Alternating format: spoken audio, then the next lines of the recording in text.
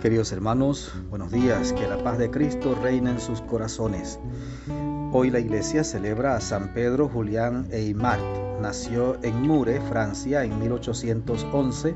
Su niñez y juventud las pasó trabajando junto a su padre y a escondidas estudiaba latín. En 1831 entró al seminario de Grenoble, donde fue ordenado sacerdote después de 3 años. Durante su ministerio fundó las órdenes religiosas de los sacerdotes del Santísimo Sacramento, las siervas del Santísimo Sacramento, la archicofradía del Santísimo Sacramento, entre otras obras.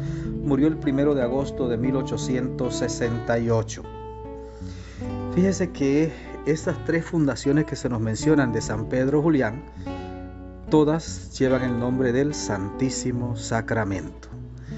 Es que el Santísimo Sacramento, o sea, la Eucaristía, tiene que ser el centro de la vida del cristiano, porque es Cristo vivo, real y verdaderamente presente. Entonces, este hombre la tenía muy clara, ¿no? En el siglo XIX, y estaba clarísimo, Santísimo Sacramento. Nosotros vamos a continuar escuchando el texto del Evangelio y vamos a abrir nuestro corazón al Espíritu Santo para que sea el Espíritu Santo el que nos ilumine, el que imprima en nuestra vida esta palabra y nos lleve a ponerla en práctica. Amén. Mateo 14, del 13 al 21. En aquel tiempo, al enterarse Jesús de la muerte de Juan el Bautista, subió a una barca y se dirigió a un lugar apartado y solitario. Al saberlo, la gente lo siguió por tierra desde los pueblos. Cuando Jesús desembarcó, vio aquella muchedumbre, se compadeció de ella y curó a los enfermos. Como ya se hacía tarde, se acercaron sus discípulos a decirle: estamos en despoblado y empieza a oscurecer. Despide a la gente para que vayan a los caseríos y compren algo de comer. Pero Jesús les replicó: no hace falta que vaya. Denles ustedes de comer. Ellos le contestaron: no tenemos aquí más que 5 panes y 2 pescados. Él les dijo: tráiganmelos. Luego mandó que la gente se sentara sobre el pasto. Tomó los 5 panes y los 2 pescados y mirando al cielo pronunció una bendición. Partió los panes y se lo dio a los discípulos para que los distribuyeran a la gente. Todos comieron hasta saciarse y con los pedazos que habían sobrado se llenaron 12 canastos. Los que comieron eran unos 5,000 hombres, sin contar las mujeres y los niños. Palabra del Señor. Gloria a ti, Señor Jesús. Queridos hermanos, yo les agradezco mucho sus oraciones. Yo ya desde ayer regresé a la parroquia, así que bueno, sé que tengo que comenzar muy lentamente el trabajo, pero estoy bien. Gracias por sus oraciones, gracias por todo su apoyo. Y yo sigo insistiendo, no tengan miedo al coronavirus ni a ninguna enfermedad. Hay que tenerle miedo al pecado. Ahí sí hay que tenerle miedo. No tengan miedo a las enfermedades. No le tengan miedo a la muerte tampoco. No tengan miedo. ¿Para qué tenerle miedo a algo que va a ocurrir de todos modos? No tenga miedo. Usted viva en gracia. Busque la santidad. Viva en el amor de Dios. Haga el bien. No tenga miedo a la enfermedad y a la muerte. Téngale miedo al pecado y luche por vivir sin pecado, por vivir en gracia. Eso sí. Pues bien, nos encontramos hoy con la versión de Mateo de la multiplicación de los panes. Fíjese cómo se contextualiza este texto. Después que Herodes mandó decapitar a Juan el Bautista, cuando Jesús se entera de la muerte de Juan el Bautista, dice, subió a una barca y se dirigió a un lugar apartado y solitario. Nosotros muchas veces no nos metemos en la reflexión de esos aspectos humanos de Jesús.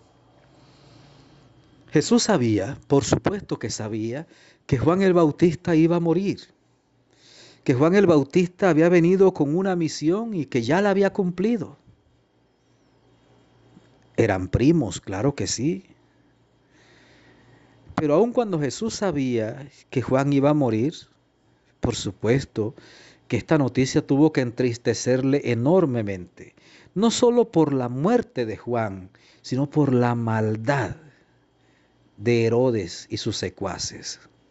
Porque si hay algo que entristece a Dios, es la dureza del corazón humano, la maldad del corazón humano, eso entristece a Dios. Y fíjese que Jesús, dice, se embarcó y se dirigió a un lugar apartado y solitario. Quería estar solo. Quería seguramente vivir su duelo. Y yo me imagino a Jesús, que es verdadero Dios, claro que sí, pero verdadero hombre también. Yo me imagino a Jesús llorando por la muerte de su primo, del precursor, del más grande de los nacidos de mujer, del gran profeta Juan el Bautista. Así como seguramente lloró la muerte de José, de su padre terreno, San José, por supuesto que sí. Usted se acuerda que lloró la muerte de Lázaro, que después lo resucitó, pero lloró la muerte de Lázaro. Ahora Juan el Bautista. Y no solo ha muerto Juan el Bautista, sino de qué manera. Claro que Juan el Bautista muere por cumplir la voluntad de Dios, porque él no tiene componendas con los corruptos, como demasiada gente en este tiempo sí que tiene componendas con los corruptos. No, Juan el Bautista está comprometido con la verdad, está comprometido con Dios. Como usted y yo tenemos que estar comprometidos con la verdad, comprometidos con Dios. No se puede permitir un llamado cristiano a hacer componendas con el mal, componendas con el pecado, de ninguna manera. Y Jesús se retiró, dice, a un lugar apartado y solitario. Pero la gente al darse cuenta, pues se fue. Y cuando Jesús desembarcó, allá estaba la muchedumbre esperándolo. Y Jesús se compadeció de ellos. Seguramente Jesús pudo haber pensado, sí, yo estoy en un mal momento, yo estoy sufriendo, pero esta gente necesita de mis atenciones. Se compadeció de ellos, curó a los enfermos, y como se hacía tarde, dice que los discípulos se le acercaron a Jesús y le dijeron, estamos en despoblados y empieza a oscurecer, despide a esa gente para que vayan a comprar comida. Es muy fácil decir eso, no. Usted arréglese como pueda, vaya a ver cómo se las arregla. Dice Jesús, no, porque hay que despedirlo. Denles ustedes de comer. Y contestaron, pero Señor, no tenemos más que 5 panes y 2 peces. Dice Jesús, pues tráiganmelos. Se los llevan a Jesús y Jesús, tomando esos 5 panes y 2 peces, comienza, dice, por bendecirlos. Mire, Jesús recibe ese poquito. Tiene frente a él una multitud donde solo hombres son unos 5,000, sin contar mujeres y niños. Recibe ese poquitito y lo bendice y le da gracias al Padre Celestial. Lo parte y dice, repartan. Y todos comieron hasta saciarse. Y con las sobras recogieron 12 canastas. El 12 es signo de la totalidad, de la bondad de Dios, de la providencia de Dios. Hay suficiente para todos. ¿Por qué en este mundo muchos pasan hambre? Porque hay muchos que han acaparado todo. Pero Dios nos ha dado todo y alcanza para todos y sobraría para todos. Algunos malintencionados dicen, no, es que la iglesia ha acaparado tantas riquezas y si vendiera esa riqueza, eso es tontería. Yo viví dentro del Vaticano. Yo tuve ese privilegio de vivir 2 meses dentro del Vaticano y después otro tiempo más en la Academia de Diplomacia en Roma. Y todas esas riquezas que hay en el Vaticano son riquezas culturales, artísticas, que son patrimonio cultural de la humanidad. O sea que nadie puede vender eso. Nadie puede. Pero eso lo utilizan es sencillamente para enmascarar todo lo demás. Con un solo misil habría para alimentar a multitudes. Con una sola nave espacial habría para alimentar multitudes. Con una guerra habría para alimentar multitudes.